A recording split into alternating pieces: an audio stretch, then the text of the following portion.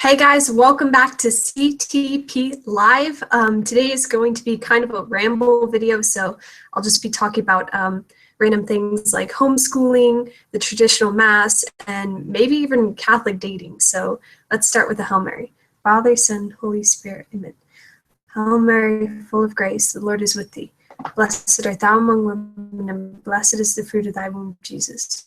Holy Mary, Mother of God, pray for us sinners now and at the hour of our death. Amen. Father, Amen.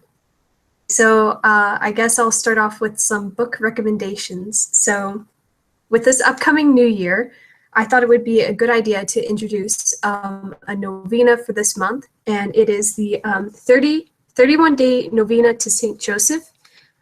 Somewhere in here it says that his month is actually in, so that would also be a good time to start this, but I thought to include it now.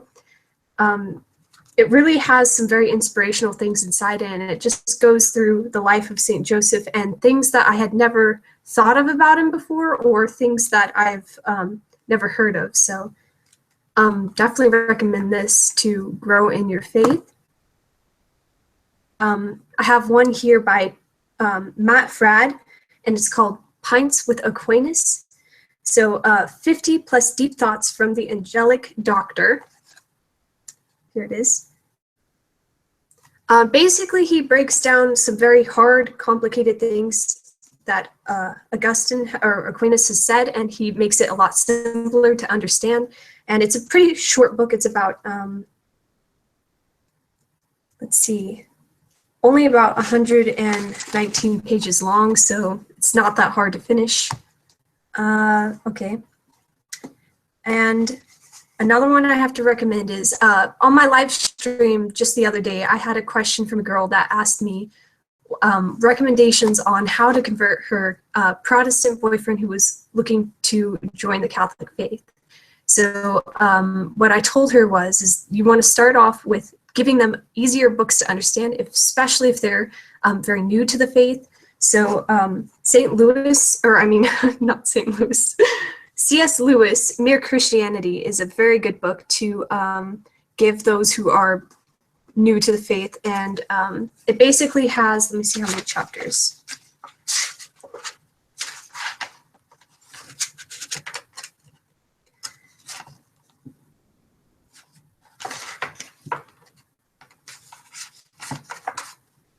Okay, so the first book is Law of Human Nature, the reality of the law, what lies behind the law. So it's basically the fundamental things that put Christianity together. So he goes over like Protestantism and Catholicism and compares them and talks about the difference within. Okay, let's see. Yeah, so this is a good book to introduce those who are new to the faith.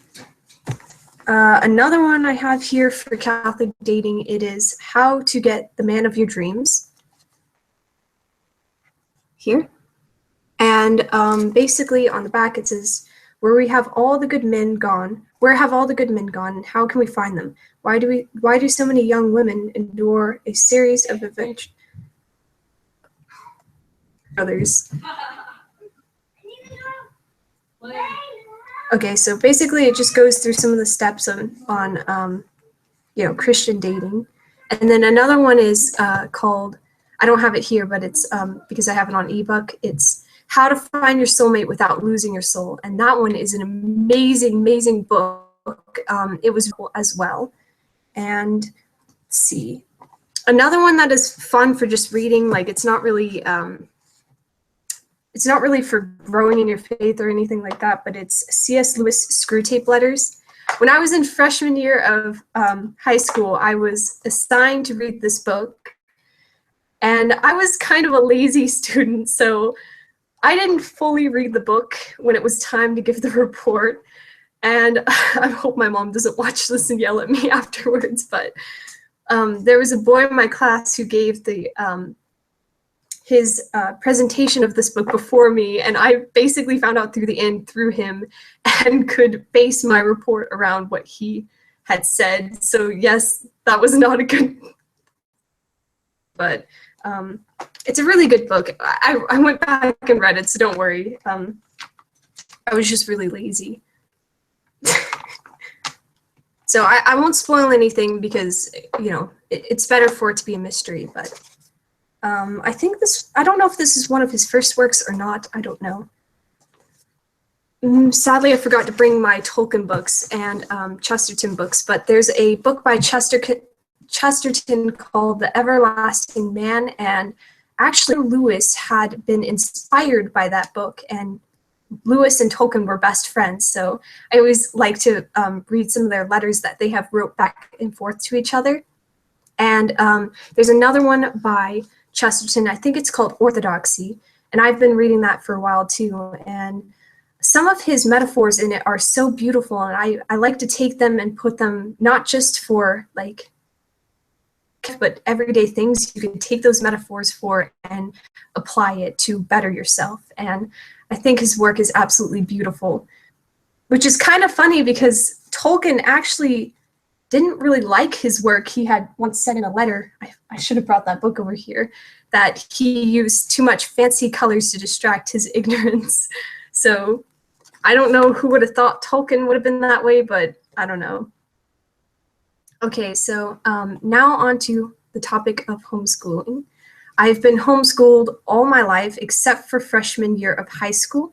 And since I'm from Texas, we have like the easiest laws for those who want to homeschool. So if we wanted to, I think it's only the sports that we're not allowed to join into with the public school system. But if we want to join a club in our local public school, or, you know, if we want to join prom, we can go. We're free to go there if we wanted to. And I think that's actually very wonderful. There's pros and cons to homeschooling. I think if you're an extroverted person, it would be a lot harder to be homeschooled because you kind of miss out a lot more on the social aspect that going to school brings. But since I'm an introvert, I don't really miss out on a whole lot. And since I'm normal public school places for events, I'm not really missing out. I mean, I got a question on my live stream about somebody asking if I recommend public schools or not, but it seems like not just public schools, but even a lot of Catholic schools, teenagers go in there and then they come out non-Catholic or just, you know, agnostic. It's crazy because that happened to my older brothers actually. They had been going to a Catholic school for 4 years, you know, throughout the entire high school experience. And by senior year, they came to my mom one day and they're like, I'm not Catholic anymore. My mom, you know, called the bishop. She's a strong Catholic woman. So she ain't gonna take this. She went to the bishop, and it turns out the theology teacher wasn't even, the head theology teacher wasn't even Catholic. He was just, I don't know, teaching all kinds of false doctrine, and I don't know what he was saying, but most of the students there weren't even Catholic. And one time my mom confronted the principal, and the principal was like, well, your sons are just gonna have to get used to it because Catholics are the minority of this school. They're only about, I think it was 30-something% of the school, which that's pretty shameful because they're a Catholic school. They should be teaching us how to grow in our faith and such, but it seems to be that way with public school as well. Go in there and they're surrounded by all this peer pressure and you know, false teachings, and it's harder to combat that with just an hour of what is it called again?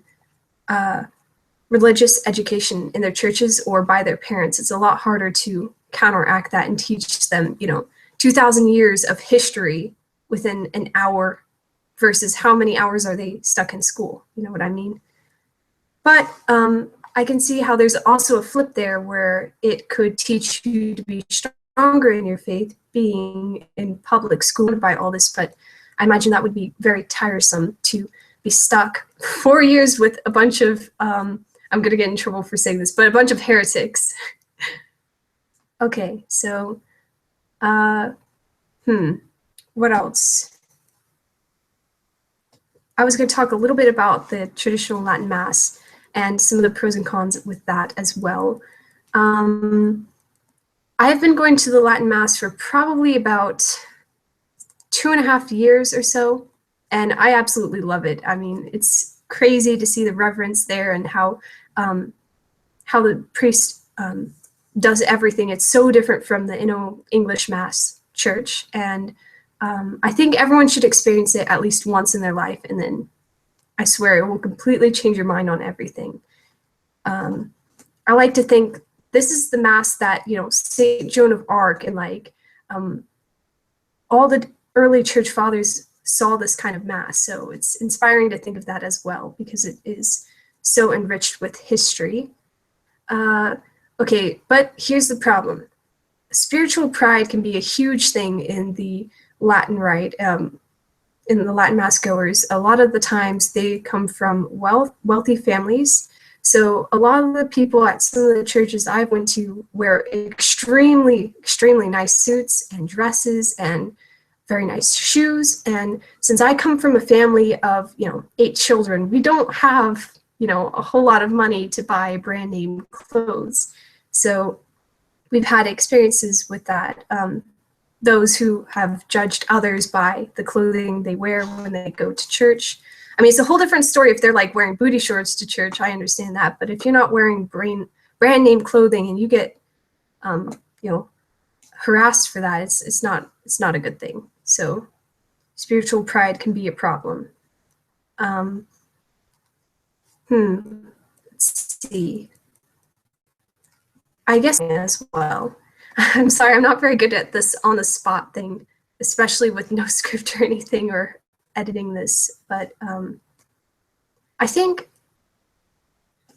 when you first put on the veil and you're in a church that is not surrounded by other women that wear veils, it can be a little bit, what's the word to describe it? You feel very self-conscious at first, but it's actually a beautiful tradition behind it. And I have a booklet somewhere around here, I don't know where I put it, that talks about the tradition behind veiling and some of the reasons why we should continue to veil even post-Vatican II. So apparently in this booklet, it talked about how that it was never taken out of canon law for women to wear veils. It just wasn't added into the new missal. And so I don't know. I've heard women tell me that their own priest had actually pulled off the veil that they were wearing. It was like, it's not the 60s anymore. You shouldn't be wearing this. But I believe all sacred things are veiled in the church. So that's why women veil. And it's not, I've also gotten from dudes saying that it's because women distract men during church and they should cover up their hair and it's to cover up their beauty and all that. But Chesterton, come here. Sorry, that's the dog. Come on. Come on. You can be in it. Come on. Little bookworm.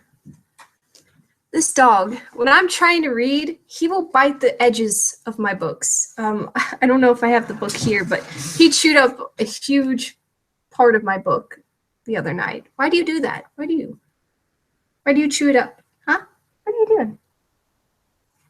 All right, you can go. You're free. Go on. I'll give you treats later. Go on. I better put these down. Okay, what was I talking about? I was talking about veils, right? So actually, I have many different veils to go with many different outfits. So it's like a purse. It's a pretty accessory to wear as well, besides the meaning behind it. So this one my grandma actually got me for Christmas. And I don't know, let me try and hold it back. Yes, it's see-through, and then it's covered in lace at the top, and you wear it like so. Like this. And I thought about doing it. Oh, wait, I do have a veiling video on here about different types of veils and how to wear them. So I link videos under these live streams, but if I can, I will link that. Or if you just want to scroll through my channel and see some of the very embarrassing things I have posted on here, please feel free to do so. Okay, I guess I can talk a little bit more about Catholic dating. So I am 17 and I've never had a boyfriend before, and but I've seen from experience some of the things that could go wrong if you date or are pursuing somebody that is a non-Catholic, whether that's a male or female. Like, so my grandparents, not the ones that you saw on this channel, but on my dad's side, they are so my grandma is Catholic and my grandpa is, he's not baptized, he's not really Christian or anything. I mean, he's Christian, he believes in God, but he doesn't really like go to church or read the Bible or anything like that.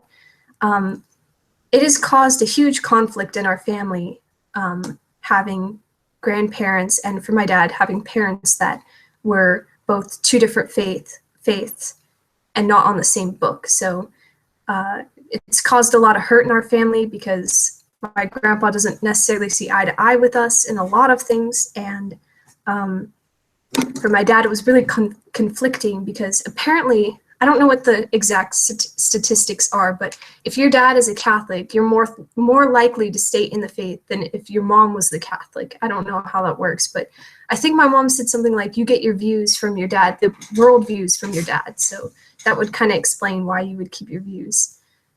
So yeah, my dad basically wasn't baptized till he was 9 because my grandpa had the mindset that he should decide if he wants to be baptized or not. So it has caused a lot of hurt for my dad because he was kind of very confused growing up. But after he met my mom, they helped each other grow more and more in their faith. And now they raised me and my 7 other siblings Catholic. And so far we're doing good. Like my brothers that I talked about earlier about leaving the faith after senior year, they have come back to the faith fully.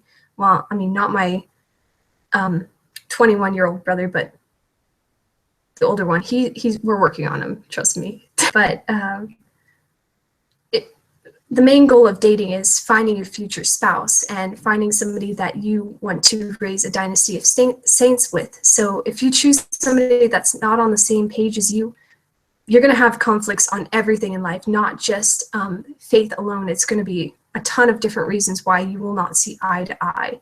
And there will be a lot of arguments that, trust me, you want to avoid. So whatever you do, just avoid it. That's my only recommendation. I've lost friends over this, not just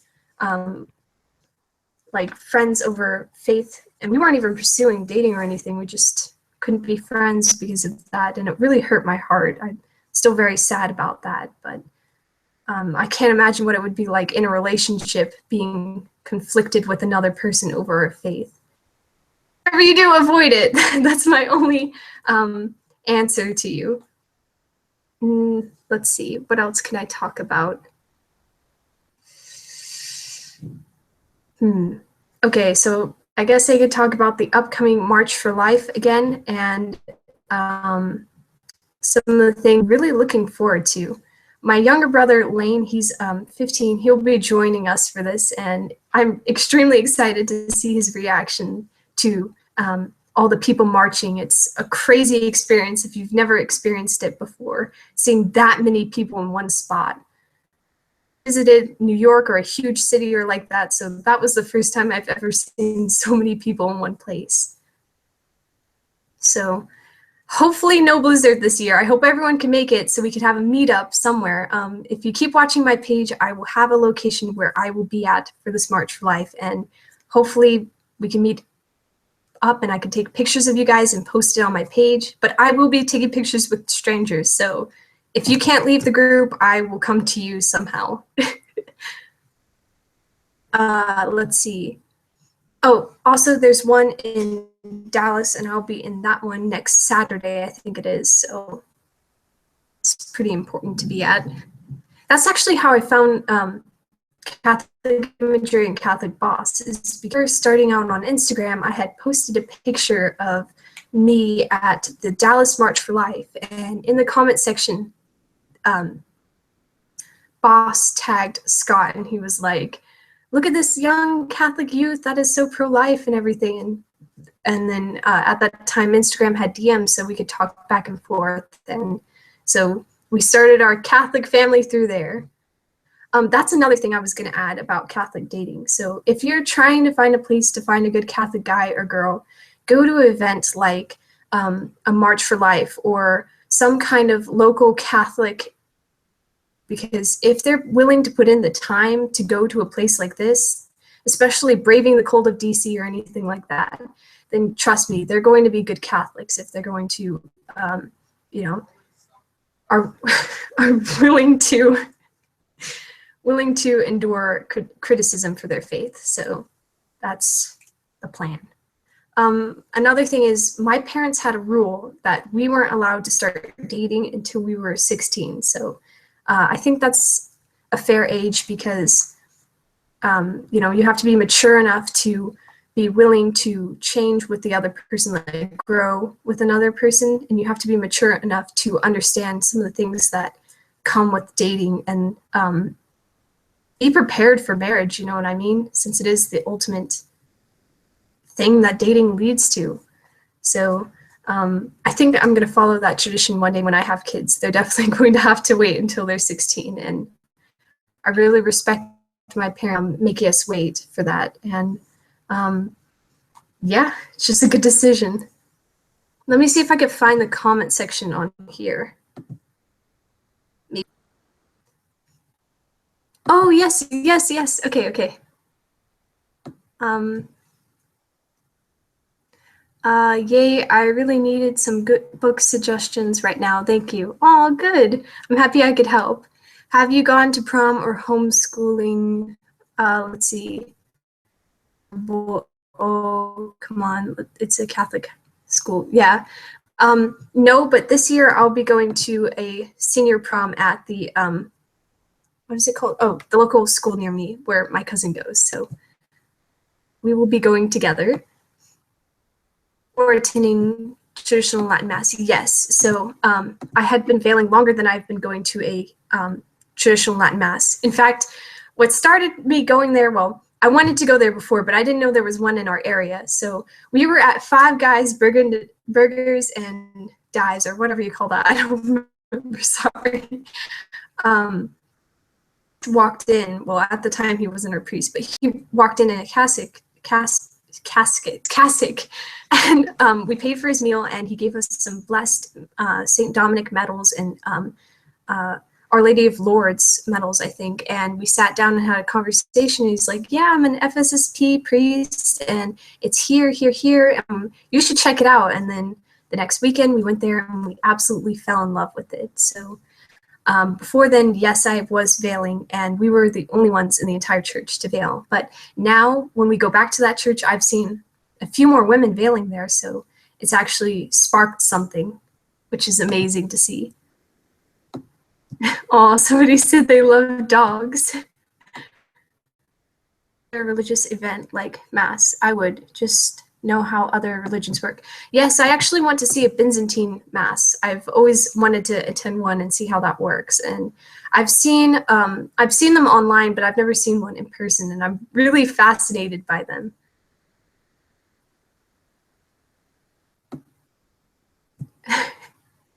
Murderously fridge weather is half the fun of March for Life. Yeah, actually, you're right. Yeah, that's true.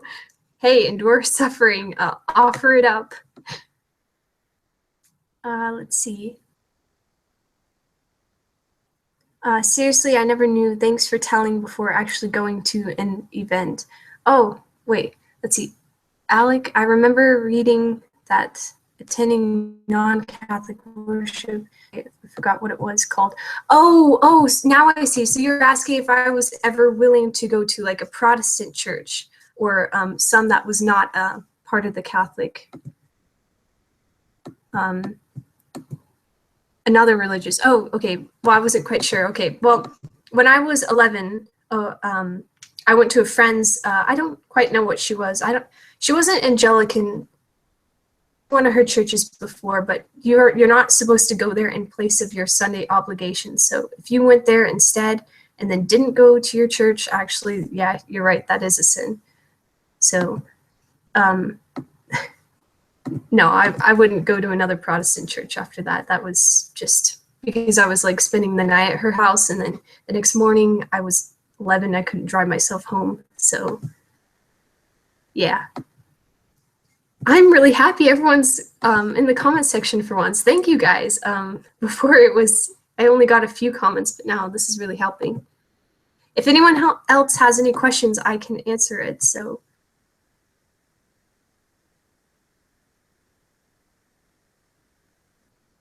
somebody said they went to an Eastern Orthodox, an Eastern Orthodox buddy of this person took them and they said, why don't we do this too?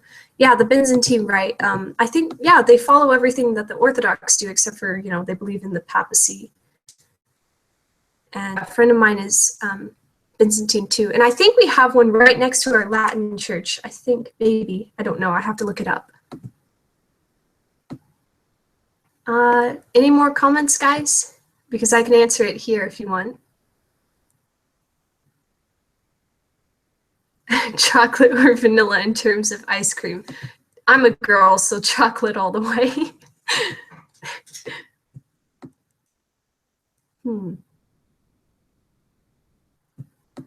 Let's see.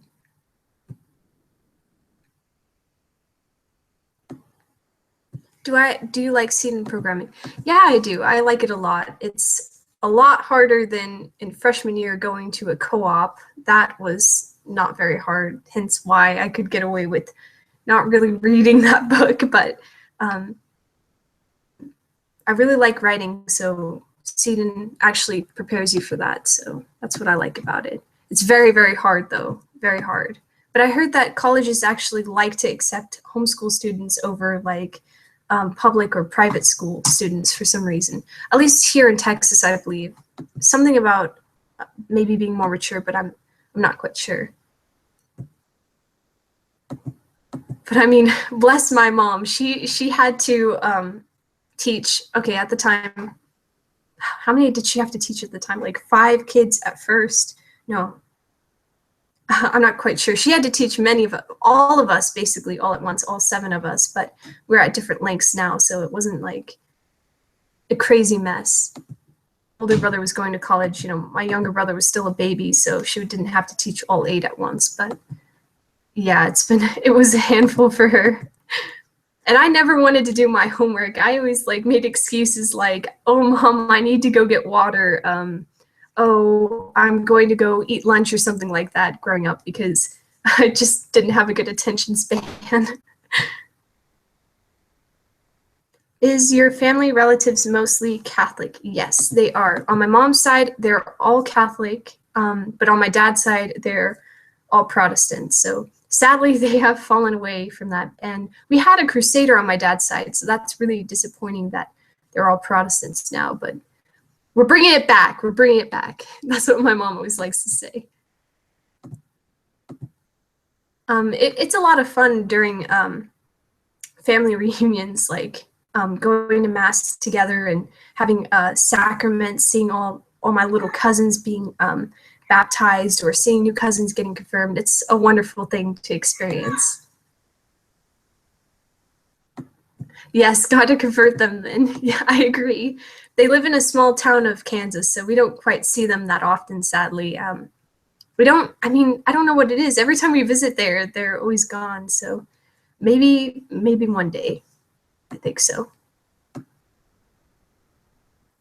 Gotta convert them. You're right. What else?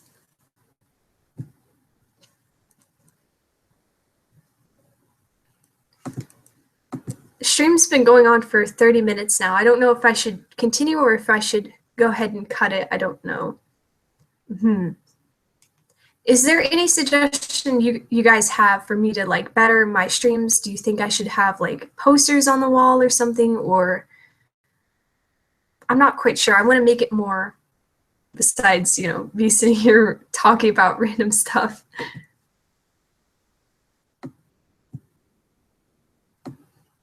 Let's see. Somebody asked about spiritual attacks. Usually praying the rosary really helps. That always calms me down when something very stressful is coming up. Like when I have to speak at a school, I get extremely nervous because I'm very shy, and praying the rosary really helps with that. And my family has definitely taught me about that.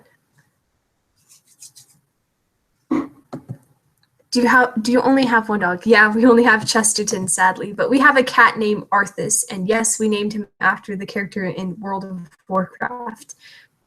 During that time, my family was really into that. I think he's about 12 years old now, so it was around that time. My older brothers really loved that game.